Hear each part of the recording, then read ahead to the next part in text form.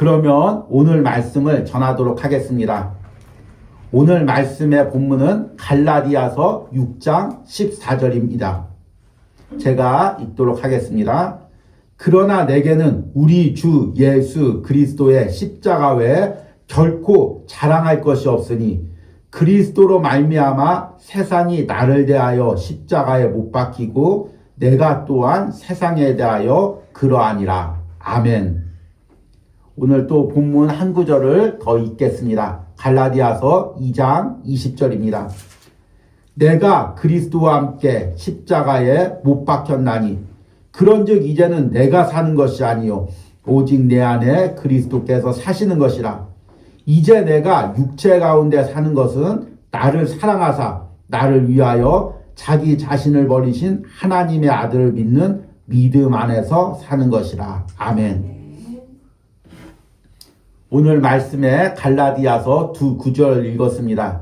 이 두 구절은 제가 평상시에도 항상 암송하면서 또 항상 좋아하는 구절입니다. 여러분들도 이제 이 구절을 꼭 암송하고 또 여러분들 이 말씀을 붙들고 또 살아가시길 바랍니다. 또 특별히 이제 4월 달까지 십자가 묵상을 하면서 이 말씀들을 꼭 붙드시는 은혜가 있길 바랍니다. 우리가 신앙에도 여러 가지 이제 색깔들이 있습니다.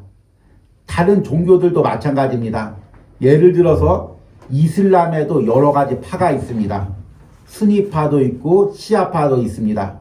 이제 수니파는 조금 이제 온건한 것이고 이제 시아파는 좀 강경한 것이죠. 불교에도 이제 소승불교, 대승불교, 또 불교에도 여러 종파가 있습니다.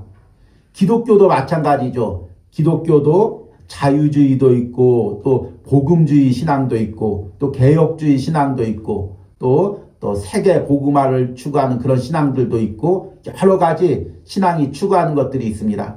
개인적으로 신앙이 추구하는 것도 다 색깔이 다릅니다. 어떤 사람은 나는 예수님 믿고 복 받을 거야. 나는 예수님 믿고 이 세상을 변화시킬 거야. 나는 예수님 믿고 하나님께 크게 쓰임 받을 거야. 나는 예수님 믿고 믿지 않는 사람들에게 복음 전할 거야. 다 신앙의 초점들이 다 다릅니다. 그로 인해서 서로 갈등하기도 하고 이런 신앙이 옳다고 하고 이런 신앙이 또 좀 잘못됐다고도 서로 이야기를 합니다. 그렇다면 우리가 성경적으로는 어떤 신앙이 가장 하나님이 기뻐하시는 신앙일까요?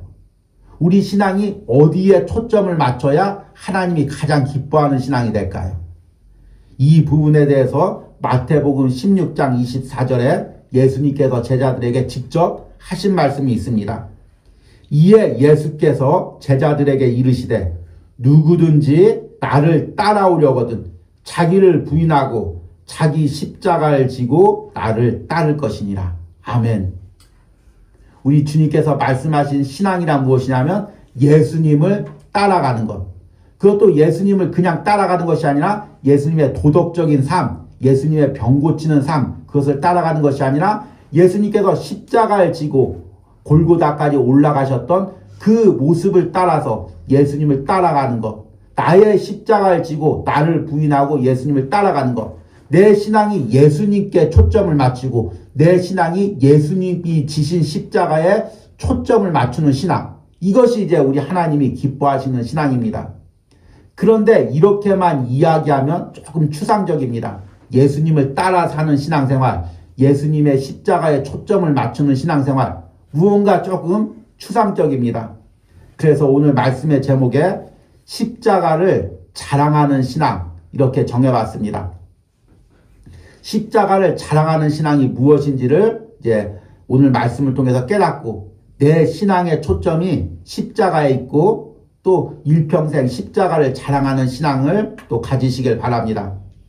그래서 오늘 말씀에 갈라디아서 6장 14절 말씀을 읽었습니다. 제가 다시 한번 읽겠습니다.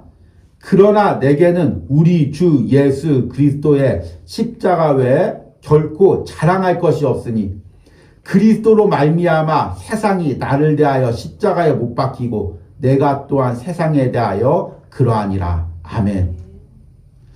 바울이 고백했습니다. 그리스도의 십자가 외에 결코 자랑할 것이 없다. 자기는 일평생 예수 그리스도의 십자가만을 자랑하겠다. 이렇게 이제 선언했습니다. 그러면 이 십자가를 자랑한다는 거, 이것이 어떤 의미입니까? 오늘 말씀만 보자면 이 말씀의 배경이 있습니다. 바울이 이제 다메섹 도상에서 예수님을 만나고 세상의 모든 것을 다 배설물처럼 여기며 예수 그리스도의 복음만을 자랑하며 온 세계에 복음을 전했습니다. 바울이 복음을 전할 때 다른 거 전하지 않았습니다. 바울이 복음을 전하면서 나는 로마 시민권 가진 사람이다. 나는 가말리엘 밑에서 배운 사람이다. 나는 예전에 이렇게 잘 나갔던 사람이다. 이런 것들 다 하나도 전하지 않았습니다. 가는 곳마다 하나님께서 우리 죄를 위하여 예수 그리스도를 이 땅에 보내주시고 또 로마 총독과 관원들이 우리 예수님을 십자가에 못 박혀 죽으시고 우리 예수님께서 우리 죄 때문에 십자가에서 죽으시고 죽은 지 사흘 만에 부활하시고 또 승천하셨다. 이 예수님의 십자가의 죽음과 부활을 전했습니다. 그리고 그 예수님의 십자가의 죽음과 부활을 믿는 자마다 구원을 받는다. 그 구원의 복음을 선포한 것입니다.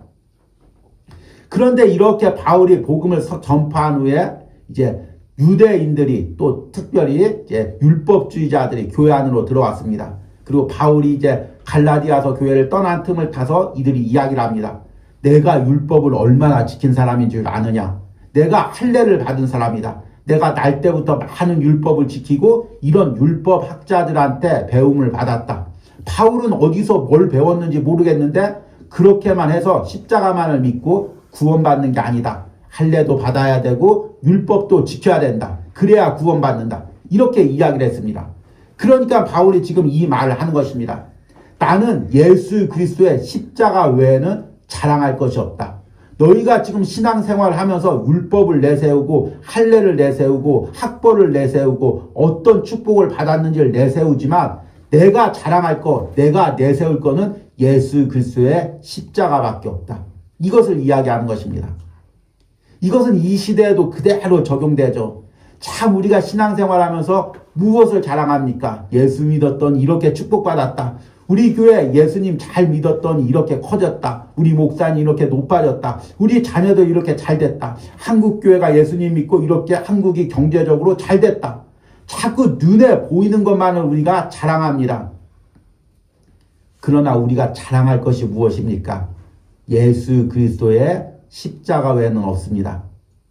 하나님께서 나를 위해서 예수 그리스도를 인간의 몸으로 보내주시고 그 고난 당하시고 예수님이 나를 위해서 십자가에서 죽으시고 그리고 그 예수님 때문에 내가 구원받고 영원한 천국을 유업으로 상속받는 것, 이거 외에 우리가 자랑할 것이 무엇이 있습니까? 항상 우리의 중심에 이것을 자랑하는 신앙을 가져야 되는 것입니다. 그래서 오늘은 이 예수님의 십자가를 자랑한다는 것을 구체적으로 말씀을 통해서 두 가지로 적용해 보려고 합니다. 첫 번째는 뭐냐면 예수님의 십자가를 자랑한다는 것은 십자가를 부끄러워하지 않는다는 의미입니다. 로마서 1장 16절에 보니까 바울이 또 이렇게 고백했습니다. 내가 복음을 부끄러워하지 아니하노니 이 복음은 모든 믿는 자에게 구원을 주시는 하나님의 능력이 됨이라. 먼저는 유대인에게요 그리고 헬라인에게로다. 아멘. 바울이 무엇이라고 이야기하냐면 내가 복음을 부끄러워하지 아니하노니. 바울이 전한 복음은 무엇이라고 했냐면 예수님이 십자가에서 죽고 부활하신 것, 그리고 그 예수님이 십자가에서 죽고 부활하신 것을 믿는 사람마다 구원을 받는 것, 이 복음을 바울은 부끄러워하지 않는다고 이야기하고 있습니다. 그런데 왜 복음을 부끄러워해야 됩니까? 다른 말로 이야기하면 바울의 많은 사람들이 이 십자가의 복음을 부끄러워했다는 것입니다. 왜냐하면 우리가 이제 지난주에 존 스토트와 함께하는 십자가 묵상을 통해서도 여러 번 반복했지만 당시에 십자가 형벌은 가장 추악하고 더러운 사형 틀이었습니다. 원래 이 십자가 형벌은 로마의 전통적인 사형 제도가 아니었습니다. 이방의 이제 아주 흉악한 그 이방인들이 가지고 있던 풍습을 이제 로마가 주변 나라들 정복하면서 이제 도용을 한 것입니다. 그래서 사람을 죽이는데 아주 사람을 그 나무에 매달려서 아주 처참하게 죽이는 그 형벌이 십자가 형벌입니다. 십자가 형벌이 끔찍한 이유는 두 가지가 있습니다. 사람을 죽이는데 아주 고통스럽게 죽이면서도 천천히 죽이기 때문입니다. 사람을 십자가에 매달아 놔서 먹을 것을 주지도 않고 피를 흘리면서 물과 피를 다 흘려서 탈수 증상이 되게 해서 떼약볕에서 죽게 하는 형벌. 이것이 이제 십자가 형벌입니다. 로마 역사상에 보면은 이제 노예 반란이 있습니다. 스파르타쿠스라는 노예가 이제 노예들을 모아서 로마 사회에서 반란을 일으켰는데 이 반란이 얼마나 거세졌는지 이제 로마가 멸망 직전까지 갔습니다. 그런데 이제 또 이 스파르타쿠스 노예들 안에서 내분이 생겨서 다행히 이제 로마가 어떤 힘으로 정복한 것이 아니라 그 내분을 틈타서 이제 이 반란을 정복을 했습니다. 그리고 나서 이 정복한 데서부터 로마까지 가는 길에 이제 다 십자가를 매달아서 그 잡았던 노예들을 몇천 명을 다 이제 매달아 놨습니다. 그리고 역사상 기록에 보면은 한 달, 두 달, 그동안 매달려서 생명이 있었던 사람도 있다고 그렇게 기록되어 있습니다. 그러니까 이 십자가에 매달려서 손에 못을 박혀서 피를 흘리면서 두 달 동안, 한 달 동안 이 떼약볕에 매달려 있다는 것 얼마나 고통스럽습니까? 얼른 죽여달라고 오히려 외쳤을 것입니다. 또 하나 이 십자가 형벌이 끔찍한 이유는 무엇이냐면 사람을 죽이되 최대한 수치스럽게 죽이는 것입니다. 고대인들, 특히 로마인들, 또 팔레스타인들, 이 사람들은 명예를 생명보다 귀하게 여겼습니다. 그래서 우리가 지금도 중동 가서 사람들 모욕하면 이 사람들은 사람을 명예살인이라고 해서 자기를 모욕한 사람, 자기 가족들을 모욕한 사람, 자기 딸이나 아내를 또 이제 성적으로 유리한 사람, 이런 사람들을 죽입니다. 왜냐하면 이들은 명예가 생명보다 더 귀하기 때문입니다. 그런데 이런 사람을 발가벗겨서 십자가에 매달려 놓는 것입니다. 얼마나 수치스럽겠습니까? 우리 성화에 보면 예수님께서 이제 십자가에 매달려 있고 이제 천 조가리를 이렇게 두르고 있습니다. 그런데 실제로 우리 예수님께서 십자가에 매달려 있을 때 무엇을 둘렀겠습니까? 역사적인 전통에 의하면 발가벗겨서 십자가에 매달려 놓는 것입니다. 하나님의 아들이란 분이 발가벗겨서 십자가에 매달려 있는 것입니다. 얼마나 수치스럽습니까? 그런데 한번 초대교회를 생각해 보십시오. 지금 사도들이 이방에 나가서 복음을 전합니다.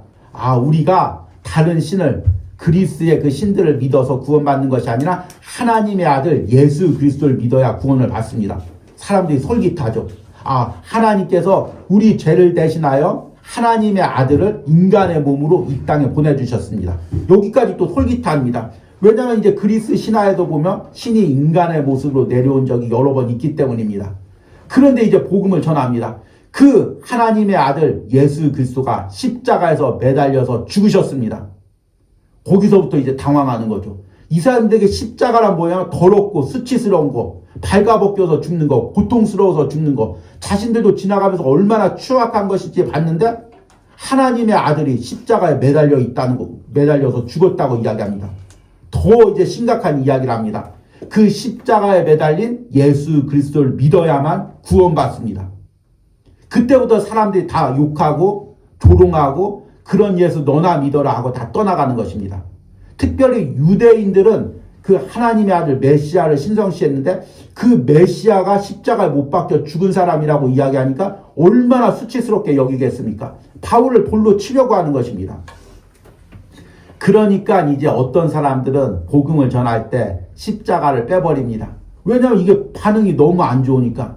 우리도 복음을 전할 때 누가 이 부분에 대해서 굉장히 거침돌이 되고 이것에 민감하게 반응하면 그 부분을 빼버리지 않습니까? 그래서 부드럽게 예수님 믿으면 잘 됩니다. 교회에 나오면 행복합니다. 하나님은 사랑입니다. 이렇게 부드럽게 이야기하지 않습니까? 그것처럼 초대교회도 이제 십자가 복음을 부끄럽게 여기고 교회에 나오십시오. 교회에 나오면 잘 됩니다. 하나님이 축복하십니다. 이렇게 이야기를 하는 것입니다. 그러니까 다른 사람들에게 이 십자가의 복음은 부끄러워하는 것입니다.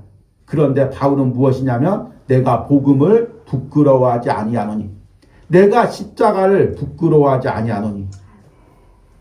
이런 당시의 시대적 배경을 성경에 고린도전서 1장 22절과 24절에는 이렇게 이야기합니다. 유대인은 표적을 구하고 헬라인은 지혜를 찾으나 우리는 십자가에 못 박힌 그리스도를 전하니 유대인에게는 거리끼는 것이요 이방인에게는 미련한 것이로되 오직 부르심을 받은 자들에게는 유대인이나 헬라인에게나 그리스도는 하나님의 능력이요 하나님의 지혜니라. 아멘. 여러분, 우리가 복음을 전할 때 예수 그리스도의 십자가를 부끄러워하지 마시기 바랍니다. 그리고 내가 그 예수 그리스도의 십자가를 향하여 또 그분께만 초점을 맞추고 또 그 십자가를 따라 사는 신앙생활을 부끄러워하지 마시기 바랍니다. 그래서 두 번째 십자가를 자랑한다는 의미는 십자가의 방법대로 신앙생활을 한다는 바로 그 의미입니다. 여러분, 내가 예수님을 따라간다, 십자가를 따라간다, 또 예수님의 십자가를 본받는다, 예수님이 지셨던 십자가를 내가 진다, 이런 말을 할 때 여러분은 이것을 어떻게 받아들입니까? 참 많은 사람들이 이것을 오해합니다. 이렇게 제가 말씀을 전하면 그러면 우리도 십자가에 못 박히란 이야기인가? 우리도 일부러 그렇게 예수님처럼 죽으라는 의미인가? 순교하라는 의미인가? 그런 신앙생활 못하는데 이렇게 받아들입니다. 그런데 여러분, 십자가를 따라 산다는 것은 외적으로 내가 예수님이 지셨던 십자가를 똑같이 져야 된다, 그 의미가 아닙니다.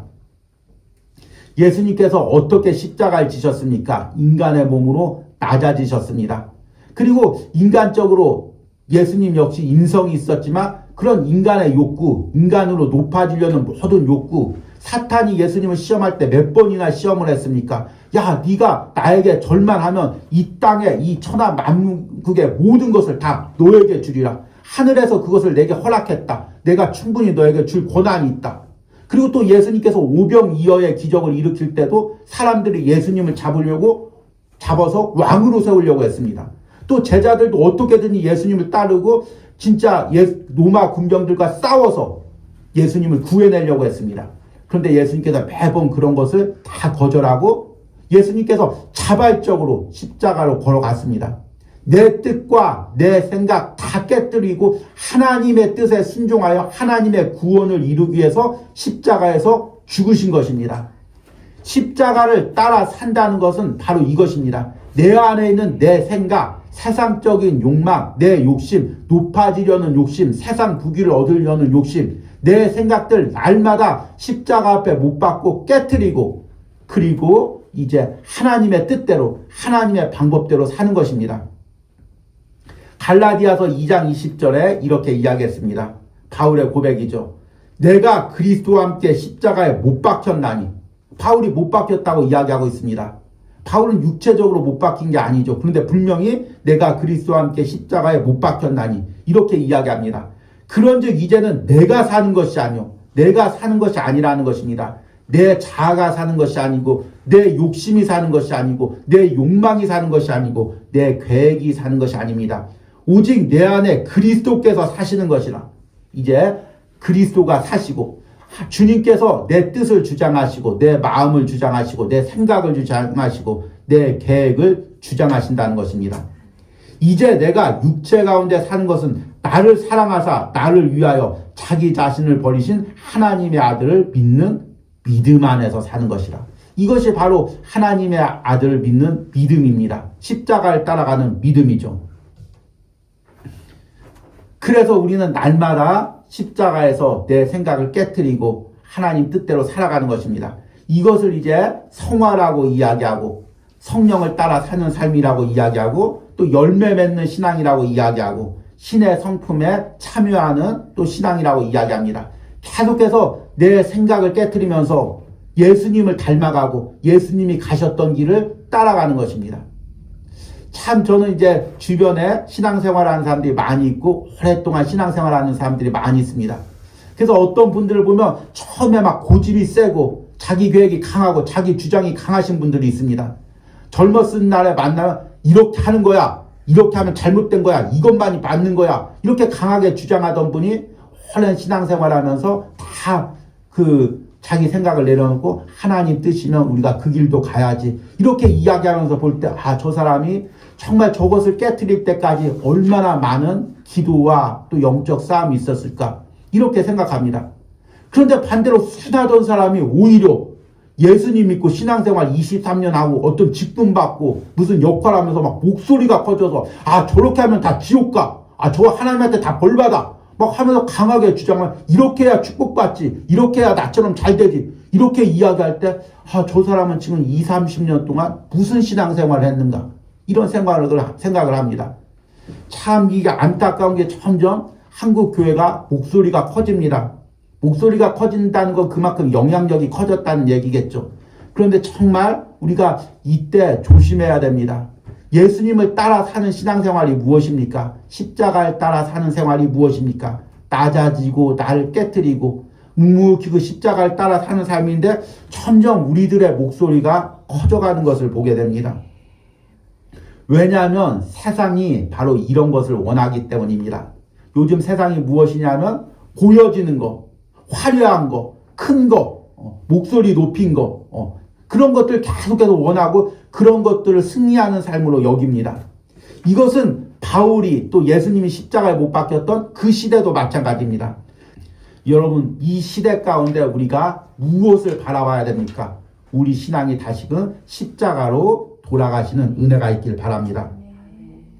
이제 말씀을 맺으면서 다시 한번 내 신앙을 점검해 보시기 바랍니다. 나는 무엇을 추구하고 있습니까?